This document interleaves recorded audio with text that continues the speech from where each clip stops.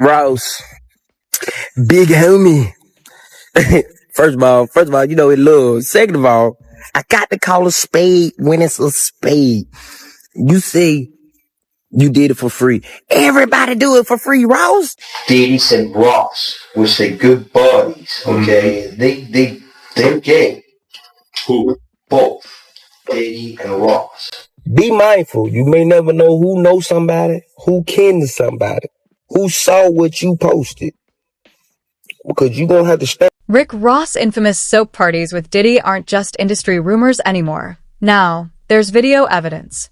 DC Young Fly recently leaked a blurred clip that might seem harmless at first glance. But the strict NDAs, no phone policy, and all-white dress code suggest something deeper. That phone footage wasn't just casual. It was a glimpse into something they clearly didn't want seen. And with Ross appearing right beside Diddy in the video, it's raising serious eyebrows. So it's just... But then you we could have those debates. We really could. Teflon without chain. I mean, and I like the way you followed up hustling with pushing it. Like, how did you know to come right back on their ass? You got to. Right. Man, just don't take the foot off the gas at all. Flashback to 3 years ago. Rick Ross appeared on the 85 South show with DC Young Fly, Carlos Miller, and Chico Bean. Everything seemed cool at first. Ross was joking around, relaxed, having a good time. I'm gonna take this jacket off. Yeah, you can't. Man, stay tuned. You can't take your foot off for nothing. All gas. Oh, I'm talking about for life. Until he suddenly stood up, made a quick excuse, and dipped. No heads up. No explanation. He just left and never came back. While Ross later claimed he had a scheduling conflict, DC Young Fly called Cap. In a recent interview that reignited the tension, DC said he still respects Ross as an artist, but what happened that day crossed the line. I don't give a Yeah, I get it. but I give a because Try to make it bad. with you as a person. Yeah. You see what I'm saying? Yeah. Before, okay, let's just say before all that happened, right? Yeah. Let's just say before all that happened. Bro, I'm listening to you, Ross. I feel like you wanted to, hey! Shut the up. I'm listening to you, Ross. I feel like you probably one of the best lyricists from the South that we got. You dig what I'm saying? Like, you poetic, bro. When I listen to your music, I think you put a lot of time and effort into this. According to DC, Ross walking off the set like that wasn't just disrespectful, it was straight up humiliating. Word is, Ross wasn't trying to risk getting asked the wrong question, the kind that couldn't be edited out, the kind that might expose what really goes down behind the scenes. To get insulting because we the type of people that will never bring up nothing that we feel like that can be diminished to your career or anything. Cause we some real niggas. Yeah. The moment you leave our show, you went and did a podcast, a white podcast. You sat your ass right there for almost 2 hours And didn't leave. and you talk. And the white folk asked your ass, was you a fucking correctional officer? Yeah. We would have never asked you no shit like that, nigga, cause we got respect for you. Right. And you sat right there and you answered that question so eloquently, eloquently. Eloquently, right. You dig what I'm saying? Yeah. Like it wasn't even disrespectful. Yeah. And then I get to sit back and watch that shit like, Now, everyone's asking the same question. What was Rick Ross really running from? Ross doesn't take accusations like this lightly. And even though he was the one who dipped out early, he turned around and made it seem like DC should have been grateful he even showed up all 3 minutes of it. Then, Ross jumped online, dropping a video aimed at shutting down the criticism once and for all. Oh, listen, man. I came to your podcast. I came for free, homie, no charge. I did it on face, homie. I didn't ask you what your analytics was and this and that. I came on face, homie, to show love. And don't make it like I walked up on you. I left early. Rose had some other things to do too. But guess what? But it wasn't just internet drama anymore. This got personal, fast. DC Young Fly wasn't about to let Ross rewrite the story. So, he fired back, laying it all out in plain terms. Wasted that nice ass Gucci jacket on that look, man. I couldn't even really wear my Gucci jacket again. But I did it for love. And next time I come for free, at least have me some lemon pepper wing stop at that. You heard me? But I came for free. I ain't charge you. You feel me? Don't talk about Rose got the business. I came and did that. And what is the analytics? How the show doing anyway, man? I come back on it, and when I'm gonna walk off that the next time, and it's being said, Rose, was I been? Of course not. You know when it's time to go. When it ain't no more chicken wings, man. They smoke it, man. One of Ross' complaints? He didn't get any lemon pepper wings. But DC quickly clapped back.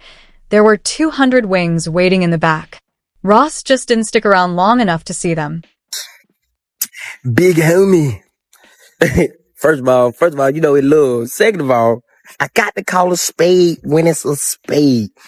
You say you did it for free. Everybody do it for free, Ross. You ain't the only nigga who did it for free. T.I. do it for free. Nigga Busta Rhymes did it for free.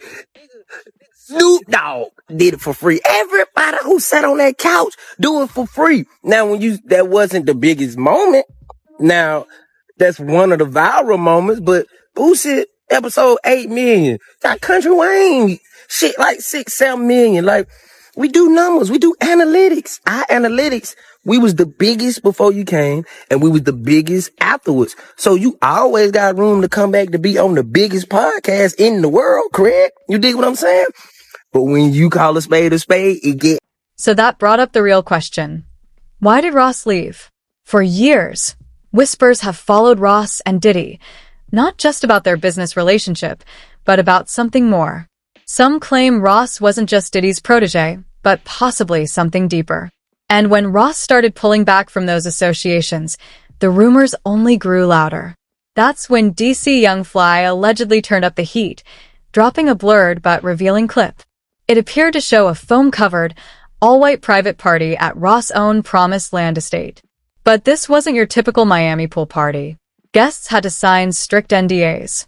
Phones? Confiscated at the door. And the thick clouds of soap and steam? They weren't just for aesthetic.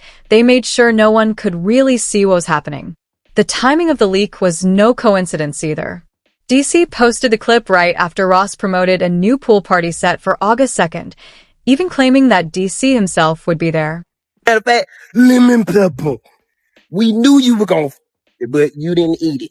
And we respect when niggas got shit to do, bro. Just tell us as soon as you come in, hey, little homies, I got an hour. Bet, we gonna try to get you in, man, we gonna try to get you in about 45 minutes so you can make it to your next destination. Don't pull up, act like you doing us a favor, and then just leave her without saying something. Just say something so we can know what's going on, gang. We ain't tripping, but push back up. Your team, we called your team. We called the person who we called when you was on the way. Guess what they said? We don't know where he going. So Rose. Now, in the wake of Diddy's freak-off allegations exploding across the internet, every celebrity pool party is under a microscope, and Rick Ross is no exception. Old footage is being re-examined. Lyrics, interviews, even music from years ago are being viewed in a darker light. Like that controversial 2013 bar Ross dropped. Put Molly all in her champagne. She ain't even know it. At the time, it sparked outrage, cost him brand deals, and was eventually swept under the rug. But now, in this new context, it feels less like a careless lyric and more like a breadcrumb. Even 50 Cent raised red flags back then, asking point blank, what the F asterisk asterisk? Asterisk, he hinted that his Diddy documentary would pull back the curtain on the real industry secrets, the private parties, the drugged drinks, the women who say they lost entire nights. Back then, people brushed it off as just rap talk. But now, it's starting to look like a pattern. That leaked soap party footage took on a life of its own. Fans slowed it down, froze frames, picked apart every detail. And one thing stood out. A mystery guest. They didn't arrive with Ross. They didn't leave with Diddy. But they were wearing something unmistakable. A thick, metallic bracelet with a rare emblem. Fans quickly linked it to paparazzi shots of someone known to be deep in Diddy's circle. No name was dropped. No face shown. But the second, even saying DC himself would be there. Come to the Ricky Rose estate. August 2nd for the pool party. You know what I'm saying? I'm going to DM my DC Young Fly, tell him come out there. You know what I'm saying? You feel me?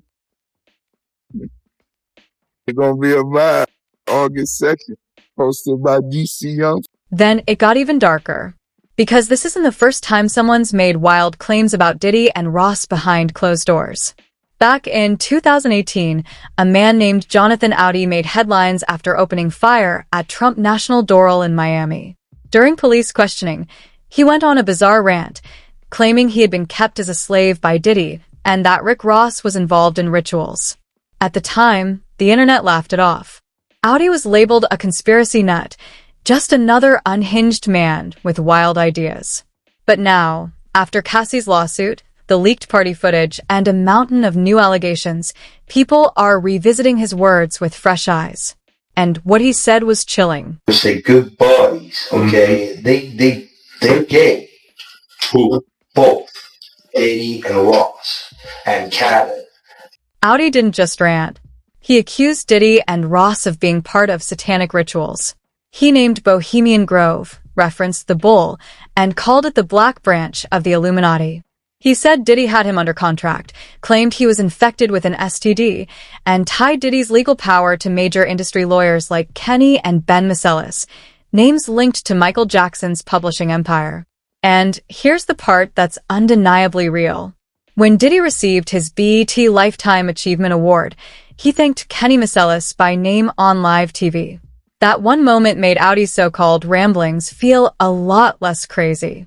Because now, point by point, everything he said back in 2018, the rituals, the NDAs, the tapes, Cassie, the high-powered lawyers, the secret parties, it's all starting to get confirmed by unrelated sources years later. And suddenly, these soap parties don't feel so random. The thick foam, the all-white dress code, the confiscated phones, the NDAs thicker than the bubbles. It's less like a pool party and more like a ritual initiation. And maybe the weirdest part? There's already old footage of Ross and Diddy, covered in soap suds, laughing, washing cars side by side. Harmless on the surface. But now, people are watching that clip with a whole new perspective. With Cassie and Sean, basically he would tell me what to do with Cassie. I had like 15 encounters and I heard a lot. In that old clip, Ross casually says, "You know that tip's going to be good." At the time, it sounded like an inside joke, one only he and Diddy understood.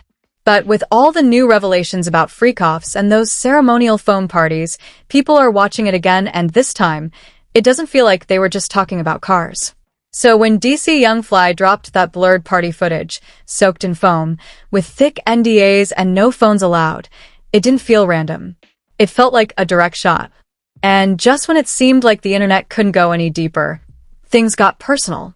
Because shortly after that post went viral, DC went live, visibly emotional, holding back tears. He talked about how it hurt to realize one of his own homeboys had been slick hating on him behind the scenes, not strangers, but someone close. What's called the Illuminati. Illuminati. Okay. Yeah, Illuminati. Okay. They've made it in dance. Basically what it means, illuminated. I got you. Okay.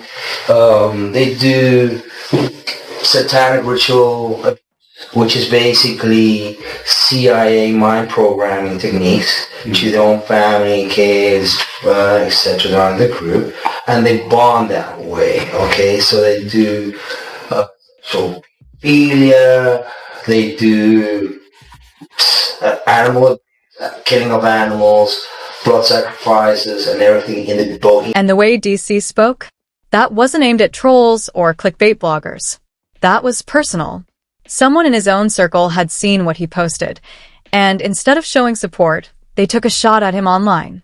DC didn't name names. He didn't have to. He just reminded everyone of an old truth.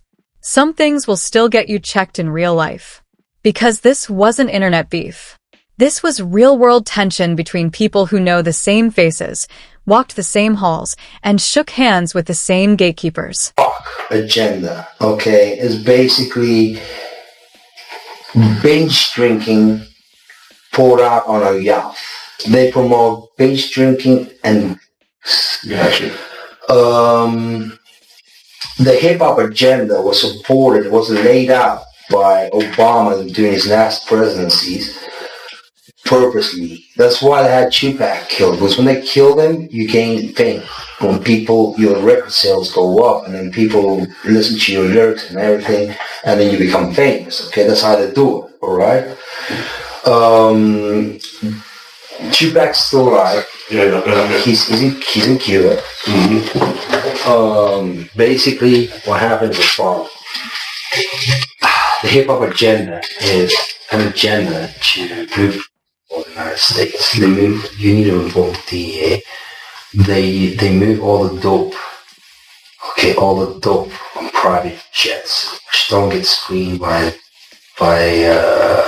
customs, by the inside the United States. Okay, they move what's called high grade powder, MDMA. They move cocaine, and they move liquid in the bottles too. Okay, so they put the liquid in the bottles and they move it. I've seen the liquid. I drank it myself. Having Diddy and Cassie.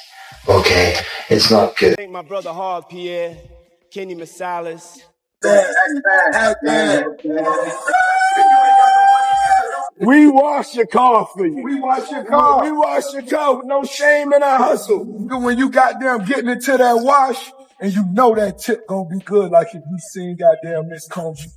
Y'all better stop buying this slippery soap, man. Pour it on there, and then I just dab it. No, then I just, hold on, let me see. You might have. I don't know. You need the sponge. We just almost up the tire shine. Get that tire shining. Bro, you need to get the drying. And understood. Social media gave people the power to not get punched in the face.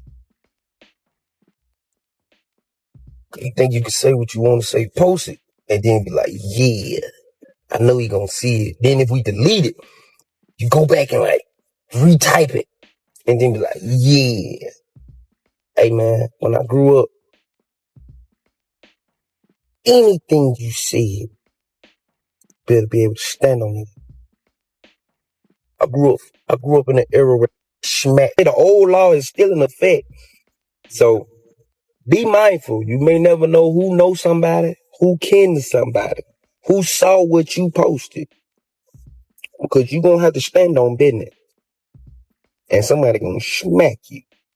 What a lot of people forget is that DC wasn't always on the outside. There's real footage of him inside Combs Enterprises, visiting with the 85 South Show crew when they were in talks with Revolt TV. They were in the building taking meetings, making moves.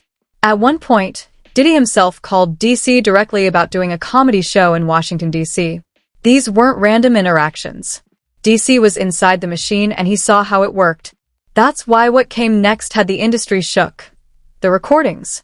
Because for years, the real rumor wasn't just that Diddy throws wild parties, it's that he documents them. Multiple sources have said. The rooms were recorded. The hallways had cameras. Even the bowls where people dropped their phones. All of it was being logged. Not for memories. For leverage. So when DC dropped that blurred soap party clip into the feed, it wasn't clout chasing. It was a warning shot. A message to everyone who was there. Your free pass just expired. And now those slippery soap jokes? They don't hit the same anymore. Too many NDAs. Too many phones turned off. Too many side-angle leaks that look a little too real. Then, like clockwork, the legal threats started rolling in. Emails written in perfect lawyer speak. No typos. No slang. Just phrases like defamatory, mischaracterizing an event, remove or face further action. But here's the key. They never actually say what is false. They don't deny who was there. They don't explain the bracelet. They definitely don't mention the NDA. The whole strategy is simple. Run the clock until people panic delete. Let the truth die quietly before it spreads too far. And meanwhile, social media platforms start cracking down. Accounts reposting even a few seconds of the phone party clip? Flagged. Demonetized. Age restricted. hit with violations for using the word alleged. All of it designed to spook creators into pulling down their content. But DC Young Fly isn't just a random blog page. He has a fan base that follows him across platforms, which means he can take the hits. And while the internet tries to scrub the clip away, Ross hops online like nothing's changed. People love to say stories like this fade fast. That a little PR pressure, some legal smoke, and we'll all move on to the next trending scandal. But here's what they're not ready for. There's a longer version of that foam party video, sitting in someone's files, untouched, unreleased. And if that longer cut ever drops, we won't just be seeing